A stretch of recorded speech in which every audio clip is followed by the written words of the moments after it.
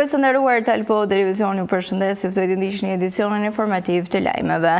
Për të tretën ditë radhazi, qytetarët të Gjirokastrës kanë ngritur zërin për problemet që përëndojnë jetën e përditshme në qytet dhe në fshatra. Në qendër të shqetësimit mbetet largimi i vazhdueshëm i banorëve, mungesa e mundësive ekonomike dhe rënja e aktivitetit në shumë zona të qytetit. Për të tretën ditë radhazi, qytetarët e Gjirokastrës kanë ngritur zërin për problemet që përëndojnë jetën e përditshme në qytet. Në qendër të shqetësimit mbetet largimi i vazhdueshëm i banorëve, mungesa e mundësive ekonomike dhe rënja e aktivitetit në shumë zona të qytetit. Banorët u shprehan se Gjirokastra humbat gradualisht popullsimin e saj, ndërsa të rinjt largohen në kërkim të një jete më të mirë jashtë vendit. Shumë biznese të vogla po përballen me vështirësi, ndërsa lagjet e tëra po boshatisen vit pas viti. Protestuesit kërkojnë më shumë investime, mbështetje për ekonomi lokale dhe politika konkrete që të ndalin emigracionin. Sipas tyre, pa ndërhyrje të shpejta, Gjirokastra rrezikon të humbas jo vetëm banorët, por edhe potencialin e saj për zhvillim. Dita e tretë e protestës përsëri mesazhe të qarta. Qytetarët kërkojnë zgjidhje dhe jo premtime. Ndërsa numri i banorëve bie dhe ekonomia lokale skuret, shumë prej tyre konsiderojnë këtë si momentin e fundit për të reaguar dhe një krize që po praktikon ardhmen e këtij qyteti. Gjithë janë të pakënaqur, gjithë kanë ato rajset e tyre. Vërtet kanë ikur të gjithë na kanë ikur të mirë, gjithë prezitim. Dhe kur e pyes vëfundime dhe i them do kthehesh në Gjirokastër, sepse i sikur do mbaron në një shkollë, më thot mama për këtë i thot s'ka asnjë nga brezimi. Dhe kjo do të bëj për ditë. Nuk jemi për të rrëzuar Ramën, ne jemi për të ardhmen tonë. E ardhmja tonë është e përbashkët. Nuk them e ardhmja tonë e në anëve që jemi në shesh, e ardhmja tonë me juve bashkë. Prandaj reflektoni, shikojini gjëra ndryshe sepse Ramës i erdhi fundi. Rama ik, Rama ik, Rama ik, Rama ik, Rama ik. Ku janë blidhuni? Ikjani atë prashja! Me gjithë kunishrit e tyre që më mbanë në përsira, merrni një autobus dhe lajni zyrat e tyre, se në morën shpisin jetën. Ka kisha për të thonë, jo e tjetër do të flasë. Roftë Shqipëria, roftë shindis popë të mrekullueshëm të botës. Lidhur të jetoj është i vjeruar. Aq më tepër Gjirokastra, qyteti i lartë, i vlerave, i kulturës, duhet nuk mund të rritë pasiv në këtë protesta. Që ke nuk kuptuar gjithë që ka disa arsyet pëse shumë ne kanë dalë këtu.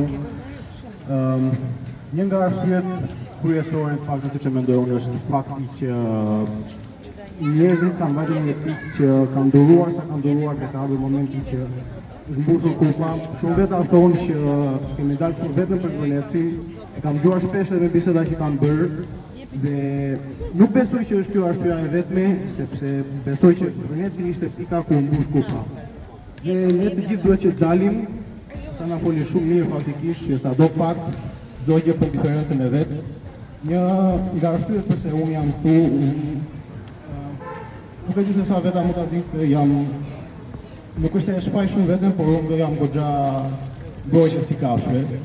Dhe jo vetëm ka goxha njerëz të tjerë, jo personalisht është një nga arsyet që unë dua dal këtu. Edhe veç kësaj, si është Shqipëria sot është një nga arsyet që dhe mama ime më është larguar, ka vazhduar në emigrim dhe automatikisht pse jo të mos kthej prapë nëse vendi bëhet më mirë. Shëtorët tanë, si jemi ne të bëjmë punën këtyre, të bëjmë këta punën që duhet këtu për qytetin, për gjithë bashkë. Për ka një për të shokët, që angel njeri fare, lozim se e tha mirë, lozim ca dombino, ca fleq këtu, mua beti qohet të Artemis 2 në hërë, e vazhdojmë e këtu vuajmë, tërë ditën për qytet.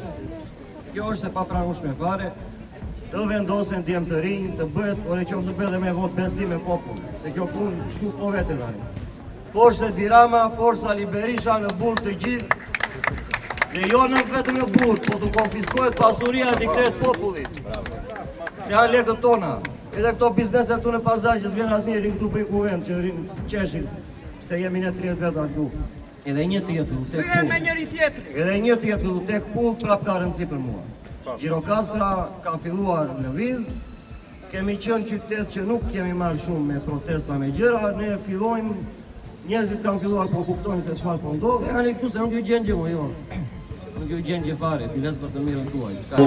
Sot kam gjithë ditën një shkruaj me njerëz e më thonë ku do vesh. Është Ruolci patronazhist, është Emini, është ai, është Basua. Më thanë dhe që Eni është djali Pupit, këtë nuk e dija, këtë e mësova sot. Po, kjo gjeja nena prek të gjithë, ne duhet jemi gjithë në shesh. Po ju shkruaj njerëzve çdo ditë dalin për veten e tyre.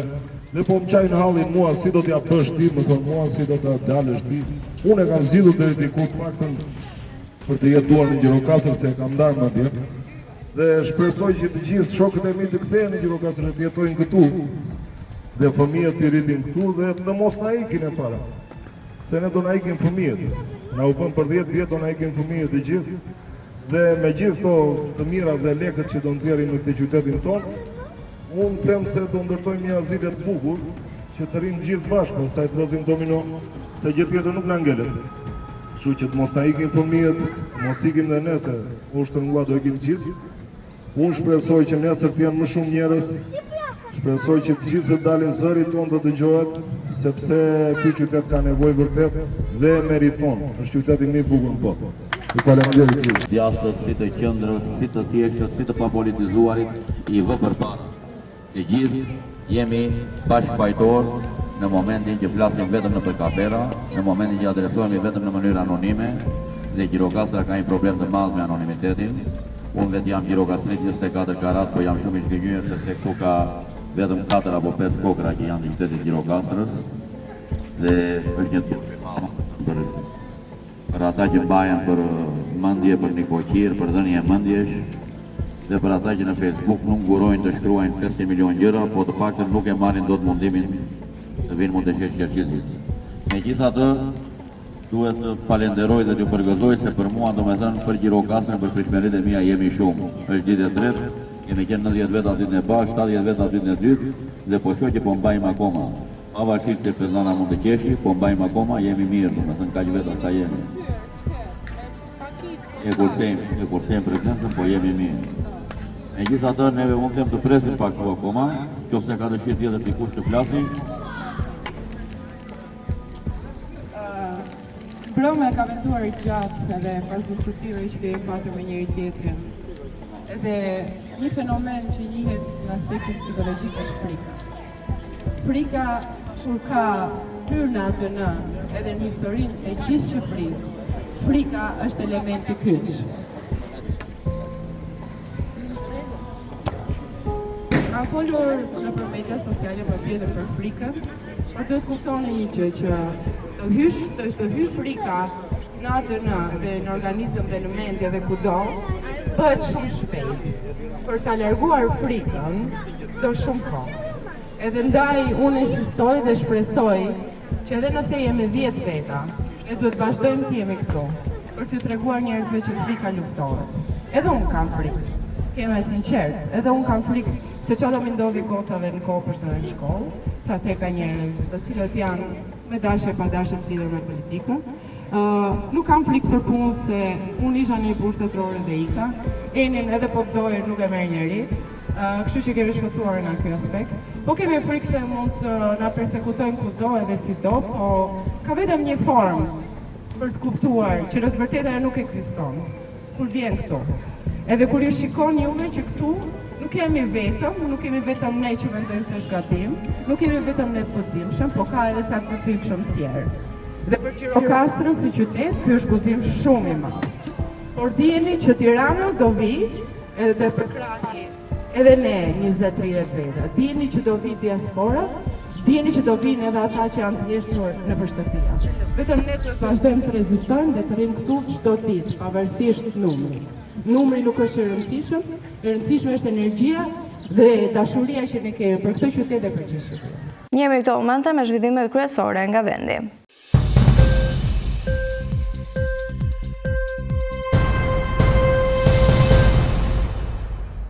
Amnistia penale pritet të kalojë në parlament për votim më 18 qershor dhe në fund të korrikut do të dalin nga burgu ata që përfitojnë nga ky vendim. Detajet rreth nismës së qeverisë i ka dhënë zëvendës ministri i drejtësisë Tedi Dobi. Më datë 18 qershor pritet të bëhet miratimi në Kuvendin e Shqipërisë dhe më pas nga presidenti publikimi në fletoren zyrtare dhe në fund të korrikut shqiptarët të bashkohen me familjarët e tyre, është shprehur Dobi. Amnistia penale parashikon që 380 persona të lënë qelin, ndërsa 900 të tjerëve do të ulet dënimi. Amnistia parashikon pushimin e procedimit për veprat që dënohen deri në 3 vite burg. Nuk do të përfitojnë ata që janë subjekti spakut ose janë dënuar me vendim të dhënë nga gjykata e posaçme.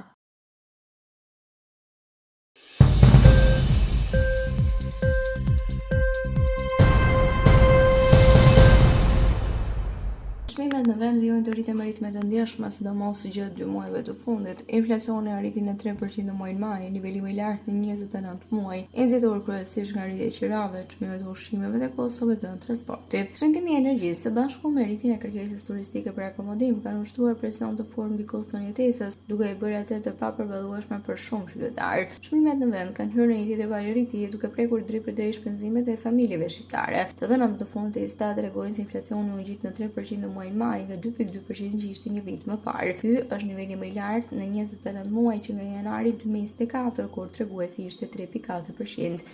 Edhe në prill, inflacioni kishte kursuar në 2.7%. Pas kësaj rritje qëndron kryesisht shqetimi i qirave, ushqimeve dhe transportit. Ekspertët vlerësojnë se presioni mbi çmimet po vjen nga faktorë ndërkombëtar, por edhe nga zhvillimet e brendshme të tregut. Ndërkohë Banka e Shqipërisë dhe FMN paralajmërojnë se inflacioni dhe pritshmëritë për çmimet do të mbeten në monitorim të vazhdueshëm për gjatë muajve të ardhshëm.